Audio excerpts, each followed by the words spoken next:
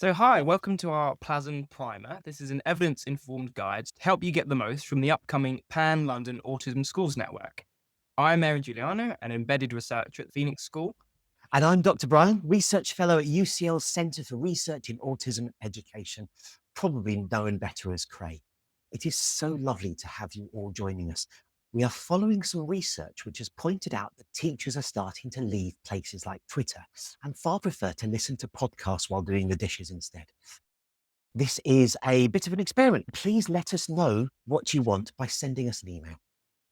Perfect. So, the next PLASN-r event, we will be joined by Dr. Joe Saul and Dr. Mel Romualdez. This podcast today will follow their research pathways of autistic young people through school, language acquisition, and then as they join the workplace. Let's get started, shall we? So, one of our speakers for the next PLASN event is Dr. Joe Saul, and we'll hear more about her work on the Ireland project during the event. But, Brian, could you give us a brief overview of what this project involves and what Joe's previous work has focused on? Joe is brilliant. There's some amazing work coming out of the Island Project. So the Island Project is going to observe children for about 3 years. It's a longitudinal observational study. And it will look at minimally verbal school-age children over those 3 years to see how they're truly communicating. And I think that the observational side is really, really useful because it stops thinking about what isn't going on and actually looks at what is going on. Because minimally verbal kids, they talk to us, but they may not just use words. There's a bit of a debate sometimes about the language you use. Joe uses minimally verbal. Minimally verbal might be something slightly different from non-speaking. Minimally verbal may be with a learning disability. It doesn't always have to be with a disability. It can be non-speaking with a learning disability. The intersection is really hard for sort of putting together groups, but actually if you're working with kids, you kind of know what's going on there. Minimally verbal, I think traditionally in autism research, has sometimes been an indicator of a lack of communication. But actually, Joe's research helps us to attend more closely to the authentic ways that autistic children express themselves. Norbury did a paper about expressive language research in minimally verbal children. And they found that this language development, which they're looking at in the Island Project, varies greatly among children over even a single year. A small group developed more language faster than the other groups. So they're looking to see why this was the case. Interesting findings that I think Joe is building on in the Ireland project. You mentioned that diversity in language development across children in different groups. What does this variability tell us about how teachers should view language development and language acquisition in the classroom, across the school? It's a fascinating question. Joe Saul's research seemed to suggest it wasn't things like the child's desire to communicate that led to a development of vocabulary, or how responsive their parents were, and I would assume by extension how responsive their teachers are.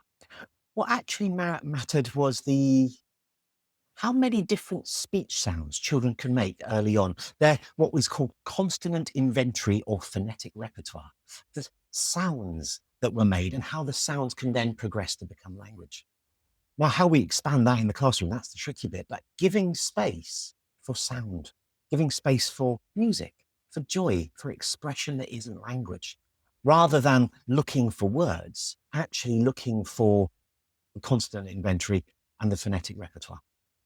So moving away from that rigid set of expectations and strict pathways of how children develop, kind of leaning more towards exploratory play and Yeah, exactly. Leaning into the joy that play makes and the wonderful noises that come alongside joy, which aren't language. Actually, as adults, we all still use. Joe was also involved in a paper, it's Gellan et al. 2023, about the role of language in mental health. And this is coming back to what we're going to be talking about in PLASN, the transition time. How do we prepare the children that we work with to moving on, first of all, to the next school? And then after that, how do we get to them to move on to the world of employment, to independent living? I'm always a little bit odd about independent living because we all live together. And now the findings of this was about the role of language in mental health during the transition from primary to secondary. Interesting thing was during the move from primary to secondary school, mental health stayed about the same. And actually, the experience of kids in year 6 and kids in year 7, And I used to be a year 7 form tutor, and it's much of a muchness between the two. Um, Now, children with and without learning disabilities, they both reported similar levels of worries and anxieties about moving on to other schools and when they got there. However, it's the parents of children with communication differences who report more concerns about their child's mental health than the parents of children with typical development patterns to it, which makes me think perhaps we sometimes pathologize language being minimally verbal.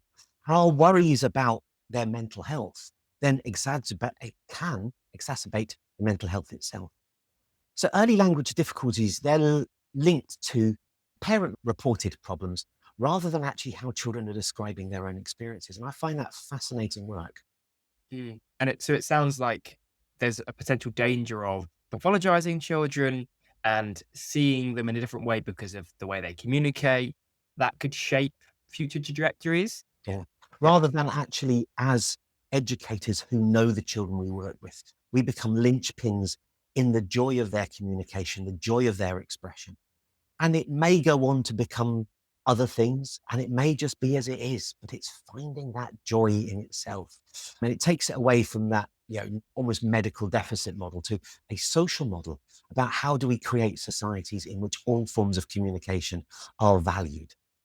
Yeah. And working, I guess, to meet in the middle and someone to meet a standard of communication that Oh, very much so. And well, that's how that links into, there's a link there between communication and mental health and identity.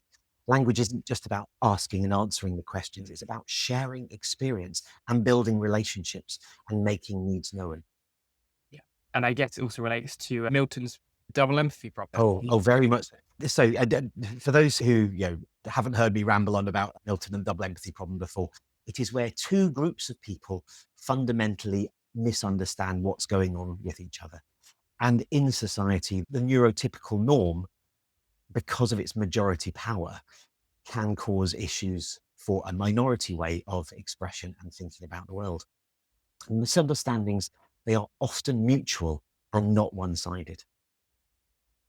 Perfect. So these misunderstandings are really important to the research of Mel, our other speaker for the next PLASN event. Mel works at CRAE with Brian at the Centre for Research in Autism and Education. And we'll hear more from her about her research at the next PLASN-r event. But Brian, could you give us a brief overview of Mel's work? Mel's work has been bound with the next big transition, the transition out of formalized schooling and the transition into work. And particularly some of the work back in about 2021, 2020 was looking at the transition via supported work internships. And Mel is a great champion of these things. She looks into the experience of disclosing and the experience of communication and how we communicate support needs and how that in turn shapes confidence and autonomy and belonging later in life. I think the big concern that Mel has is the cliff edge at the end of the school. So when children get to 18 or 26, depending on their provision, the autistic experience of going into the workforce, there is quite a few autistic people who are underemployed, malemployed, or not finding the right thing that helps them flourish in their life. That's something I think that the wider society and the wider approaches of employment can do stuff about. So, in school, during internships, and in employment, the effects of a lack of adequate support can compound over time, as shown by Mel's research, especially if existing support is withdrawn.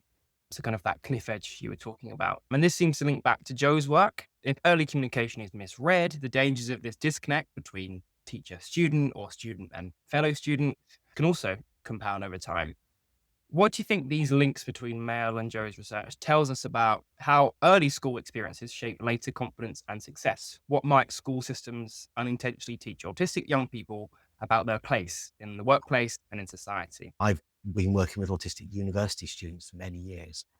I sometimes worry about compliance. University, for some autistic students, can be that sort of stepping stone between schooling and the work of employment. But some of them come saying, when I have a boss, I have to do what the boss says. Actually, if your boss isn't telling you the right thing, how do you go about saying to your boss, that's not the right thing, let's build a better company together, without the anxiety and worries because you've gone through a schooling which has always said you must do as you're told. It's that, yeah, maybe this is just Brian's bugbear, but it's that how do we teach resistance? How do we teach children to be able to say no adequately to things that they don't want to do, and actually then respect the fact that they're probably not going to do them? It's hard within the power dynamic of a school when there is still that almost coercion and control that goes on. Compassionate teaching is the way forward, where we only ask a question that the answer will be no to if we're happy for the answer to be no. And we can scaffold telling teachers no in a very, very careful way. I think it's possible, and the great teachers that I've known in my life have done it incredibly well. Perfect. And you mentioned resistance there. And I think that's quite an important word to contrast with resilience, which I think is kind of excessively spread around schools as a response to the mental health crisis that young people face and the difficulties that people experience. I find it fascinating that in all sort of traditional forms of meditation and that sort of resilience via contemplation and meditation are all tied to ethical models. So that there's always that resistance about doing the thing that's right. Moving on, back to Mel and supportive intern programs. Yes. So you mentioned from your personal experience and your own research, the importance of talking to autistic young people themselves. And I think Mel did the same in her research. Oh, she did. And in her research with those with a learning disability who were on a supported internship, there was an importance that they placed on a strong, consistent support network. So actually, this is where we work with families. We work with job coaches. We work with co-workers. We work with supervisors as educators ourselves to make sure that there is that clarity and support for those people who come and join us. At the same time, challenges still remain in the workforce. Interns, they found, were often underestimated. Support at the end of the internship just drops off again. And moving into paid work still seemed a difficulty in its own right. And these findings, I think they raise questions about how well our systems all follow through after transition schemes end. How do we transition out of transition schemes, or do we get stuck in perpetual loops? It's that connecting the dots and following It is, through. very much so. Yeah. So I believe Mel also contributed to the Buckland Review. Would you be able to tell us a little bit more about Oh, what okay. that? So if you haven't heard of the Buckland Review, about 6 months ago, the government came out with a huge review on autism and work. And it had some, I think, really quite scary statistics. Things like autistic folk actually in work, about a third of them don't feel confident to request accommodations, things to help their working place be better. About a quarter of those who do ask for accommodations find that those accommodations are refused. And that's once you're in work. So there's that sort of systematic problems with employers at that point. To get there, there's often an interview program, and interviews often favor abstract verbal reasoning, not real life capacity to do the job. So adjustments for that themselves aren't hard. You just send out the interview questions in advance. It's not rocket science. And I guess this raises an interesting question of obviously we want to improve how employers react to autistic employees and kind of applicants to these jobs, but we also want to support autistic young people to be prepared to ask for the adjustments that they deserve. But yeah, it's an interesting balance Oh, of it's a tricky one as well, because you chuck in stigma as well.